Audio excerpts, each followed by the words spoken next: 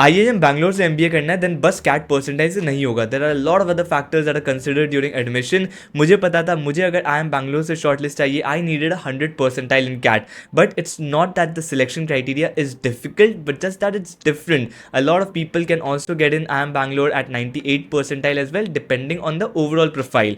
So in this video you will understand whether it will be easy or difficult for you to get into IIM Bangalore depending on your profile. For most B schools you need to clear 3 rounds. First is the CAT cutoff, second is the interview shortlist, and third will be the final admit. And there will be different weightage across different criteria in all the 3 rounds. So let's try to understand for IIM Bangalore what are those criteria. So starting with the CAT cutoff, as you can see in the table, there's a minimum percentile that you need across sections and overall percentile as well across different categories for your profile to be considered for interview shortlisting stage.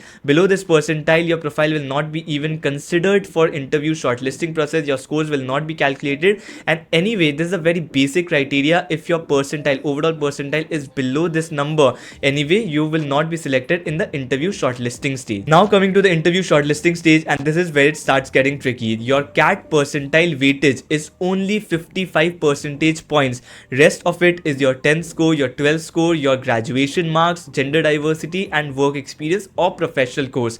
And let's try to understand the weightage for each of these. Starting with the CAT percentile, where the weightage is 55 percentage points, and here the weightage distribution is not uniform. It is different across sections. For verbal it is 19 percentage, for LRDI it is 21 percentage, and for quant it is the least, which is 15%. And from here you can understand anyone who scores more in LRDI will have a better chance of converting IIM Bangalore. Different colleges have different criteria for this CAT percentage distribution. FMS prefers candidates who have a more verbal percentile. For IIM Calcutta it will be candidates with higher quant percentile, and obviously as you can see for IIM Bangalore it is candidates with higher LRDI and verbal percentile. Next, coming to past academics, the weightage for your 10th score will be 10 marks, the weightage for your 12th score will be 10 marks, and the weightage for your bachelor score will also be 10 marks.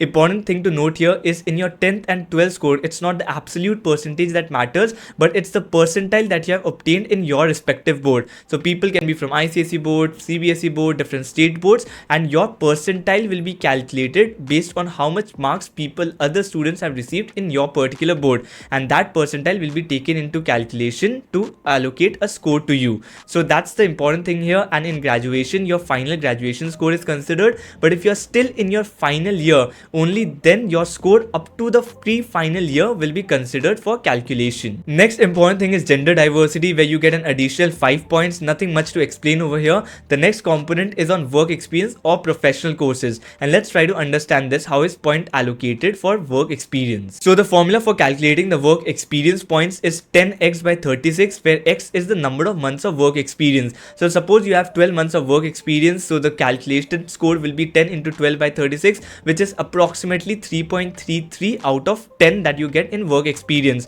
And anyone who has 36 months or more than 36 months of experience will get full 10 points here. And before we move ahead, this is my YouTube analytics, where I see a lot of regular viewers have not yet subscribed to the channel. So if you are one of them who regularly watch the channel, finding this video informative, do consider subscribing, because that helps me amplify the reach, and at the same time it will also help you stay updated. So thank you for considering it, and let's move ahead now. But under this work experience, there's another important message for people who have done professional courses like chartered accountancy or cost accountancy or company secretary. Now you will also be allocated points out of 10 based on your academic performance in these professional courses.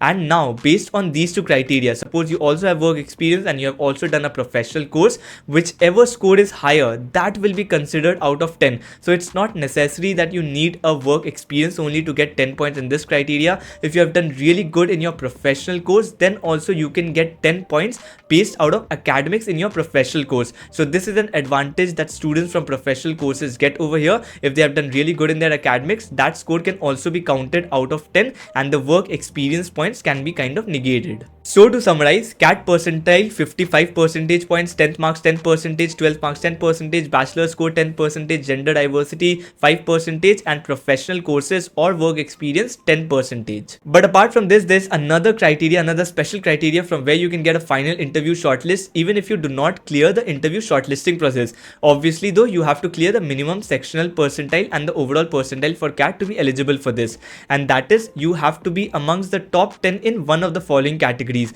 Either you have to be in the top 10 CAT toppers, that is you have to be the top 10 CAT scorers, or second you have to be in the top 10 in your bachelor's degree, that is across the three disciplines, science, arts and commerce. You have to be amongst the top 10 and this will be your adjusted bachelor score. Or you have to be the top 10 in your professional courses, that is the three professional courses I mentioned earlier, chartered accountancy, cost accountancy and company secretary. Among these, if you are in the top 10, you will get a direct shortlist for the interview provided you clear the minimum sectional percentile cutoffs. Next, coming to the final admit stage, this is where your personal interview and written aptitude test matters a lot. That's why anyone who has got a shortlist for the final interview will all be at a level playing field. Here your previous CAT percentile and past academics will start mattering a lot less. The weightage you can see, personal interview it's 40%, written aptitude test it's 10%, so 50% depends on the day of your interview only, and it's kind of a good thing I believe.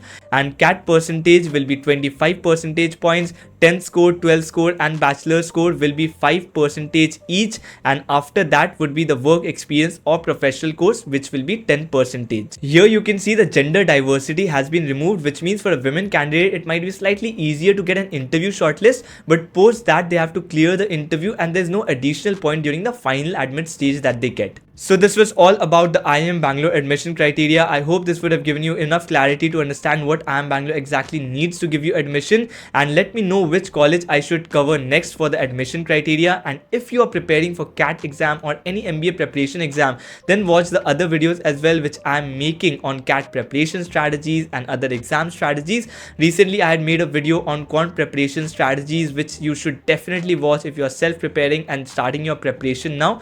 अगर आप interested हो मैं आपसे वहां मिलता हूं।